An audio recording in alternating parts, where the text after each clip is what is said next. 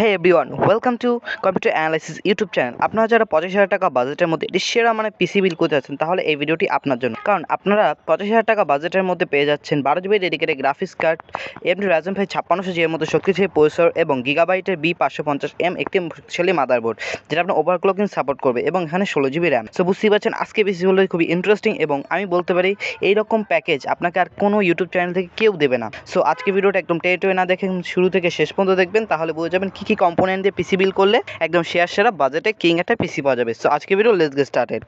এই পিসি বিল আমরা যে প্রসেসরটা রেখেছি সেটা হচ্ছে এমডি রাইজেন 5 5600G, যার মার্কেট প্রাইস হচ্ছে 13,200 টাকার মতো পড়ে, বা 14,000 টাকা আশেপাশে।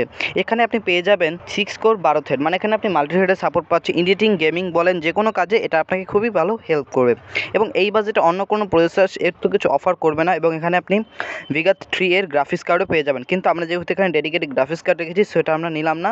এবং এখানে আপনি base frequency 3.6 GHz up to 4.40 GHz, মানে এখানে ওভারক্লকিং সাপোর্ট করতে হয় আমাদের এই মাদারবোর্ডটায়, এবং প্রসেসরটা এই বাজেটের জন্য সেরা প্রসেসর।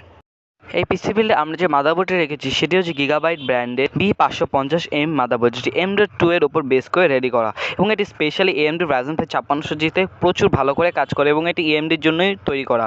সো এই মাদারবোর্ডটার সাথে আপনি ওভারক্লকিং সাপোর্ট করতে পারবেন, এবং 12 চ্যানেল র্যাম মানে 8 GB করে আপনি দুটি স্টিক ইউজ করতে পারবেন। এবং আমরা এই পিসি বিল্ডে সেই 16 GB র্যামই রেখেছি। আমাদের নেক্সট কোম্পানি থেকে যাওয়া যাক, এবং ফুল ডিটেলস আমাদের ডেসক্রিপশনে দেওয়া থাকবে।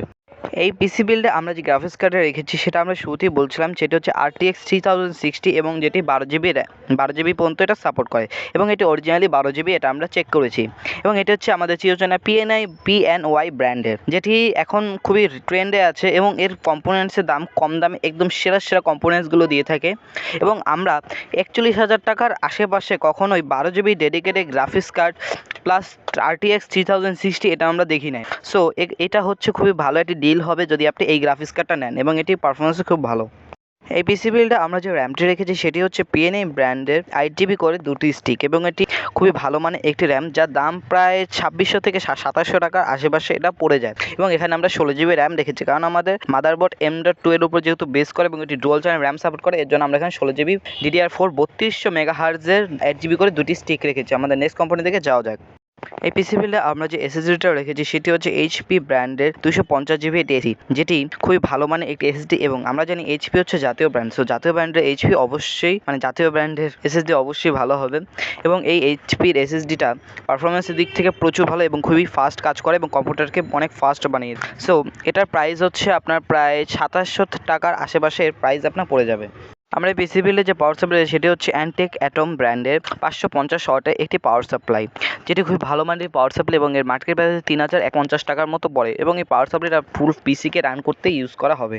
এবার আসতে চলেছে আমাদের পিসি বিল্ডের সবচেয়ে ইন্টারেস্টিং পার্ট, এবং আমাদের সবচেয়ে প্রিয় জিনিস, সেটা হচ্ছে কেস, যেখানে আমরা রেখেছি অপো ব্র্যান্ডের একটি কেসিং।